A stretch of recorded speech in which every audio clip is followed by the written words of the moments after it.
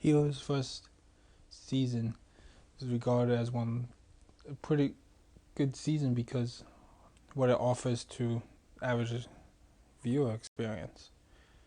It does really well in like all the character plot lines. Yeah, like so many different at one time that it has its own story inside of the first season, which makes up it pretty good. They all converge in one single point towards the end. It also does really well in like the real life drama that people can have, like overcoming an addiction, in like the high school life, just to name a couple things. And the powers are, they're not bad. They're good. And then the cast, the cast members themselves is pretty good. Like the actors from Peter, Hero, and Sailor are pretty much my favorite characters in the whole series, just because what they bring and what they offer, and it's really well done. Just name a couple characters that are really good. And then when season 2 hit, it just all came down, crumbled. It was not that good. And then season 3 tried to save what season 2 did, and then by then, midway of season 3, it was too far, too gone. And then season 4, it's whatever. But for a first viewer, you could just watch it all. Maybe form a different opinion of the show, but we can all agree that first season of Heroes is really well done. This show stumbled down a hill while The Boys and the Invincible series flew away, took what Heroes did, and they took that with ordinary people and ordinary and with powers and how they do, and it's beyond better. Game of Thrones had such a great opening season, and it taught us that if you might like a character, they could die, and no character is extremely safe, especially like the fan favorites. And then through season 2 to season 4, we got some pretty good character development from a lot of the characters that you may not have liked in the first season, and then they grew on you over time.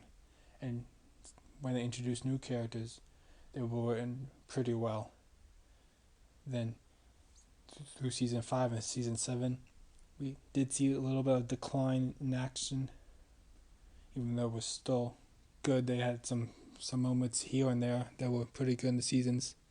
And then we all knew season 8 came along, and that destroyed everything that season 1 through 7 brought up, especially with the character development and character writing that they had for certain fan favorite characters, that they threw them out the window. Had some characters doing what they said weren't doing, and then they switched it up, which happened a lot. And it really did make a good ending too. All in all, we should just do what it made it so great, especially season 1 through season 4, even though season 8 wasn't really all that. And beware, you should bring some night vision goggles because you're going to need it in one episode in season 8. I'm in danger!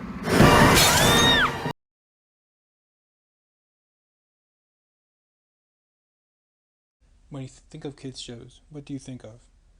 Of course, first comes to mind is SpongeBob and how dominant it was in the early 2000s, with all the memorable episodes like Krusty Krab Pizza, the beginning when it actually became a fry cook, the fun song, the future episode, and then so much more episodes. Like early season 1 to season 4 was so great. It was amazing.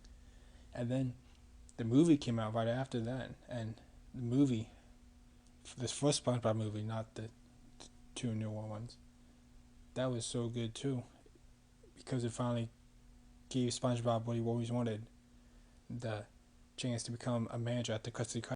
For how good The Office was, and at the time, and due to its popularity, once it came to Netflix and streaming, it does show take a big hit after season 7, and it's pretty much the reason because Michael Scott or Steve Carell left Dunder Mifflin, and it sold it to Joe, who was part of Saber, and then the other guy D'Angelo, and then it got sold to someone else. I forget his name, and it really did take a fall in the later seasons. It like once it once was in the beginning.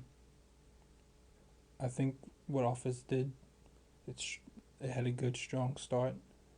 Like even though sometimes the jokes, are funny, sometimes they're not, but still good beginning, and then once it hits around like season 5, it starts come a little decline. Some episodes here and there are still good, and it's pretty much because of Michael, Dwight, Andy sometimes, and Jim.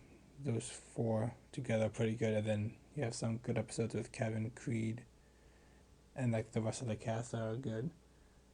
All in all, The Office did end on a nice little note, bring everyone back together, and then especially at Dwight's wedding at the end. But all in all, I still think that should have got a better ending than it did. There we go, TV shows that deserve better. Now, if you think I might have missed any, or might want to make another video about it, let me know in the comments section down below. But without further ado, I'll see you on the next one. Bye for now.